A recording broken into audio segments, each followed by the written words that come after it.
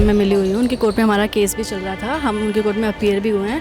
He was such a nice person and अ काम person, बहुत मतलब नेचुरली उनके कोर्ट में कोई भी अपीयर हो रहा है बहुत शांत से, बहुत काम जज थे, कोई इतना नहीं कोई। आई वॉज शॉकिंग कि जब मैंने उनको देखा था, ये न्यूज़ सुनी थी तो मुझे पहचान भी नहीं आया कि एक्चुअली यही जज है या नहीं है कोई भी। छोटी उम्र थी, कोई ज़्यादा 2021 के हैं, दोनों बैचमेट हस्बैंड वाइफ एक ही बैच के ये रहे हैं। तो उसी दौरान ही इनकी लव मैरिज हुई, कास्ट भी इनकी डिफरेंट थी।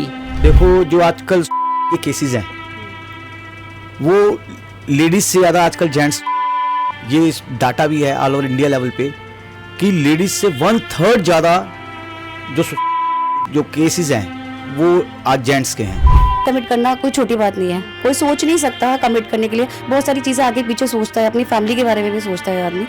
और जब मैंने खुद मतलब उनकी न्यूज़ देखी तो मुझे बहुत अजीब लगा देख के कि ऐसा उन्होंने क्यों किया। नमस्कार, मैं हूँ साक्षी और आप देख रहे हैं DH।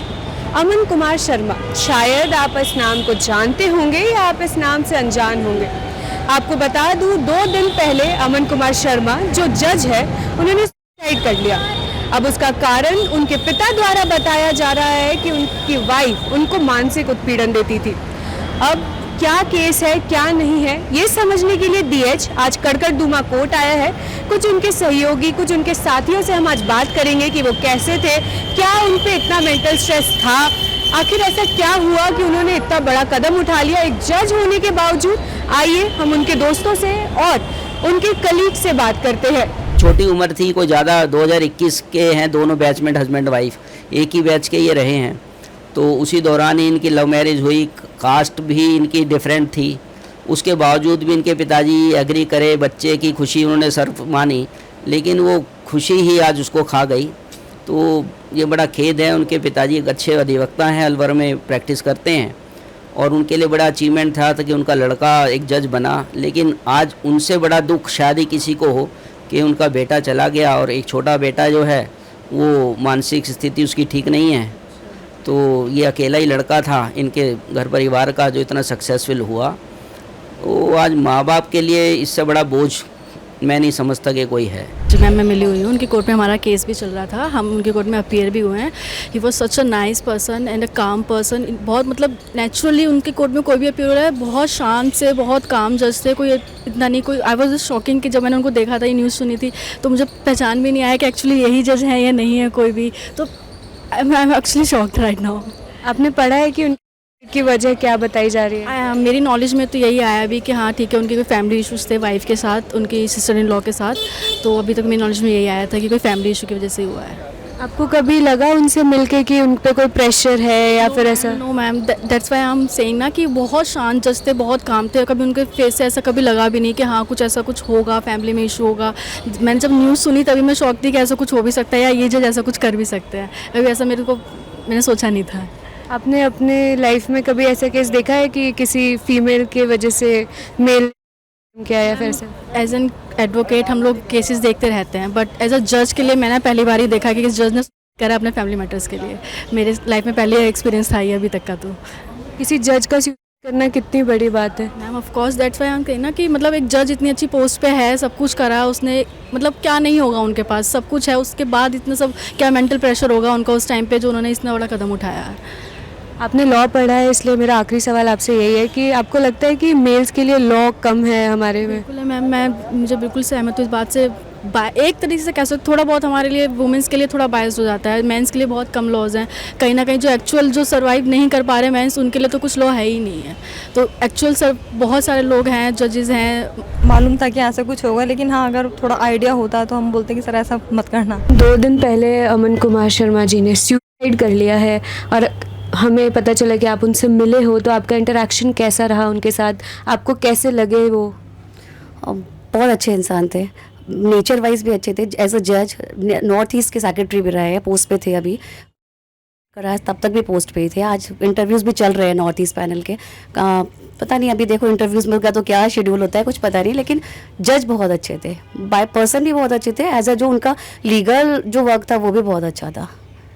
उनके फादर ने बताया कि उन्होंने उनको स्ट्रेस में आके कॉल किया था और नेक्स्ट डे उनकी वाइफ से बहस हुई and then he did. So as a lawyer what do you think about this case particularly? Ma'am पहला केस नहीं है ऐसा जहाँ वाइफ के प्रेशर में आके हस्बैंड ने किया है, और भी फेमस केसेस हुए हैं रिसेंटली, लास्ट मंथ भी हुआ था केस। तो ऐसे बहुत सारे केसेस हो रहे हैं क्योंकि जितने भी लॉज हैं फीमेल बेस्ड है मोस्टली, उनकी बात सुनी ही जाती है जल्दी। इवन आप मेंटेनेंस में भी जाते हो, अगर हम 125 भी केस डालते हैं तो उनको फर्स्ट या सेकंड डेट पे इंटरिम मिल जाता है। उनके लिए एक दे दिया जाता है कि मिनिमम अमाउंट आप इतना कर देते हैं during the pendency of the case. उसके बाद जो फाइनलाइज होगा वो फाइनलाइज होता है केस का, ठीक है। तो स्टार्टिंग से ही एक बर्डन हस्बैंड के ऊपर शिफ्ट हो जाता है क्योंकि वो अपना भी बियर कर रहा है, हो सकता है उस टाइम उसकी जॉब ना हो या फाइनेंशियल क्राइसिस हो या कुछ भी हो करके उनका, तो वो अपना भी बियर कर रहा है, प्लस उनके पास एक एक्स्ट्रा वो भी है कि वो उनको वाइफ को मेंटेनेंस भी देना है। अगर बच्चा भी वाइफ के पास है तो उसका भी बियर करना है, तो ठीक है। लेकिन एक अगर वाइफ पढ़ी लिखी है तो शायद वो खुद भी बियर कर सकती है, ऐसा नहीं है। थोड़ा केस चले, थोड़ा पता चले कि हाँ फेक तो नहीं है एटलीस्ट कम से कम। तो अगर कोई ऑलरेडी गलत है, अगर वाइफ गलत है, गलती कर रही है, उसके बाद भी आप उसको मेंटेनेंस प्रोवाइड करा रहे हो, मतलब आप गलती करने के लिए और मोटिवेट कर रहे हो कि हाँ भाई आप जाओ कि फेक केसेस डालो, प्रेशराइज करो इन लॉज को, हस्बैंड को प्रेशराइज करो, वो चीज़ हो रही है। जहाँ तक उनकी मुलाकात का प्रश्न है, कोर्ट में तो उनका बिहेवियर बहुत ही अच्छा, कोई भी वकील इस करकटुमा कोर्ट में ये नहीं कह सकता कि उनका बिहेवियर सही नहीं था। बहुत नाइस बिहेवियर, बहुत अच्छा एटीट्यूड, बिल्कुल ईगो नहीं, हर एक के साथ कोऑपरेट करके चलते थे। ऐसे अच्छे बिहेवियर वाले लोग गए हैं तो उनका बहुत दुख है मुझे। जहाँ तक पर्सनली मैं 1-2 बार उनसे मिला भी था, उनका नेचर बहुत अच्छा था। कभी वो इतने प्रेशर में लगे नहीं कि मतलब इतना इंटेंस प्रेशर वो अंदर बेयर कर रहे थे, कभी उनके फेस पे नहीं आया, हमेशा स्माइलिंग फेस और नॉर्मल रहते थे वो। और कह नहीं पाए कि पिताजी भी इनके नहीं कह पाए, ये नहीं कह पाए कि चलो हम चलते हैं, कल सुबह बात कर लेंगे, परसों बात कर लेंगे, अपने घर चलते हैं, फिर बात हो जाएगी इस बात पे। सर इसमें सबसे बड़ा सवाल ये आता है कि वो उन्होंने खुद लॉ पढ़ा है, तो क्या लॉ में ऐसा कोई प्रावधान नहीं है जिसको वो यूज़ कर सकते थे या अपनी वाइफ को एज मतलब लॉ के थ्रू कोई समाधान निकाल सकते थे? देखो, लॉ के थ्रू भी समाधान आसानी से निकल सकता था, समाज के थ्रू भी आसानी से समाधान निकल सकता था। और इनकी जो जुडिशरी में यार दोस्त इनके बैठे हैं, अपने सर्कल है एक जुडिशर, तो ये इन लोगों को भी मेरी नॉलेज में आई है ये बात कि इन लोगों को इनकी इस स्थिति का पता था, लेकिन डिस्पाइट दैट ये कोई उसको सॉल्यूशन दे नहीं पाए। इन्होंने उनको हालात पर छोड़ दिया और कोई उनको सॉल्यूशन नहीं दिया। इनकी आपस में बैठ के पैचअप करा सकते थे दोनों, अगर हस्बैंड वाइफ का कोई डिस्प्यूट था, क्योंकि घर घर की यही कहानी है। लेकिन इस तरह का स्टेप लेना ये बड़ी दुखद घटना है, तो हम लोग चाह कर भी इस चीज़ को अवॉइड नहीं कर पाए, तो इसके लिए बड़ा खेद लगता है। कभी आप जब उनसे मिले तो वो आपको स्ट्रेस लगे या काम को लेके या किसी और चीज़ को लेके? नहीं, मेरी जब मुलाकात उनसे हुई तो कभी ऐसा मुझे लगा नहीं कि वो कभी बहुत ही हंसमुख थे। जब भी मिलते थे बड़े अच्छे से मिलते थे और बड़ा ही रिगार्ड देते थे। कभी ऐसा हमें फीलिंग ही नहीं आई कि इस तरह की उनके मन में, दिमाग में या व्यक्तिगत जीवन में इस तरह की स्थितियां चल रही हैं, तो नेवर कभी ऐसा हुआ नहीं। अब क्या रीज़न है बाकी अंदर, अब ये जो मीडिया में है ये तो पुलिस एजेंसी ही अच्छे से देख पाएंगी कि क्या एक्चुअलिटी क्या थी। तो मेरा ऐसा मानना है कि जो भी अभी चल रहा है ये सिर्फ एक कवरिंग की जा रही है, असलियत को छुपाया जा रहा है, जो नहीं होना चाहिए। चाहे कितनी भी आप हायर पोस्ट पे हो, कुछ भी हो, no one above the law. तो ये उनका भी एक प्रेशर है। जिस तरह से अब अलवर में जाके उन्होंने क्रिमेशन किया, यहाँ होने के बावजूद भी कोई भी जुडिशल ऑफिसर्स उनको सपोर्ट करने नहीं गया। ना आज तक कोई आगे आ रहा है इस चीज़ के लिए आवाज़ उठा रहा है कि जो हुआ उसको एक दिन का खेद तक प्रकट नहीं किया गया, कोई कंडोलेंस नहीं बुलाई गई।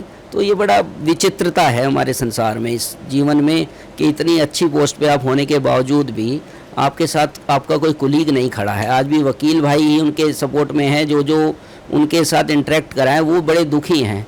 Instead of the judicial system इनका फेलियर लगता है। सर मेरा आखिरी सवाल आपसे यही रहेगा कि हमने प्रावधान की बात की, तो अगर ऐसे कोई मानसिक उत्पीड़न हो रहा है किसी आदमी के साथ, तो वो क्या कोर्ट में कैसे अपने आप को पेश कर सकता है? कोर्ट में ऐसे क्या प्रावधान है? देखो, कोर्ट में हम जुडिशल सेपरेशन ले सकते हैं। अगर हमारी नहीं बन रही है तो हम जुडिशल सेपरेशन के थ्रू कुछ समय, जितना आप चाहो उतना कोर्ट आपको परमिट करती है कि ठीक है आप जुडिशल सेपरेशन लेके अलग रहो। अगर आपकी नई स्थिति बनती है तो आप डाइवोर्स भी उसमें ले सकते हैं, अपने अलग हो सकते हैं। तो ये प्रावधान हैं इसलिए बनाए गए हैं कि आप एक साथ तलाक ना लेके जीवन भर के लिए कुछ समय के लिए आप तलाक ले लो। कैसा रहा आपका इंटरेक्शन? बहुत अच्छा रहा, बहुत अच्छे सर थे।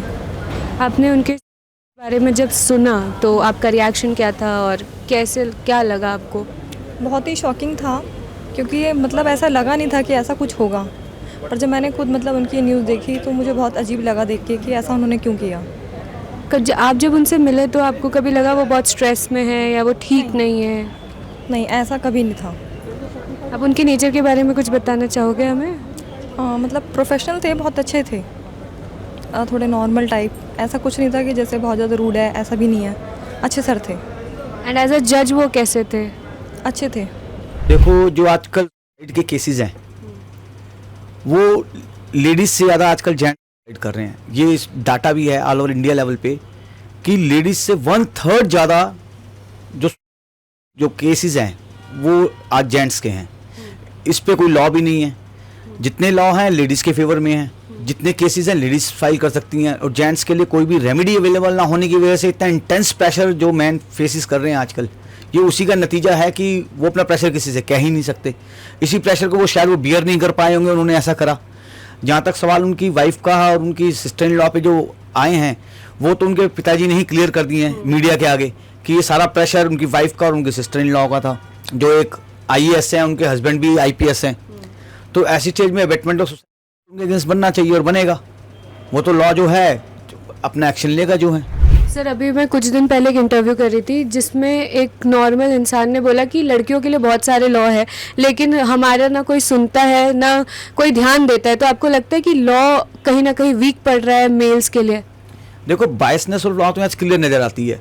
आजकल मेल फीमेल के लिए अलग अलग लॉज बना दिए गए हैं, जबकि ऐसा होना नहीं चाहिए। होना चाहिए कि दोनों के फेवर में होना चाहिए, आइदर दिस साइड और दैट साइड, बट ऐसा है नहीं। इसमें रिफॉर्म्स की बहुत नीड है कि जो मेंस हैं उनके लिए भी कोई ऐसे लॉज आने चाहिए जो इतने प्रेशर बियर कर रहे हैं और फेस कर रहे हैं, उसका कोई जा ही नहीं सकते, कुछ कह ही नहीं सकते। और आधे से ज़्यादा केस, मोर देन 50% केसेस जो आजकल हम फेस देखते हैं कोर्ट में, वुमेन क्रूरल्टीज के फेक हैं वो।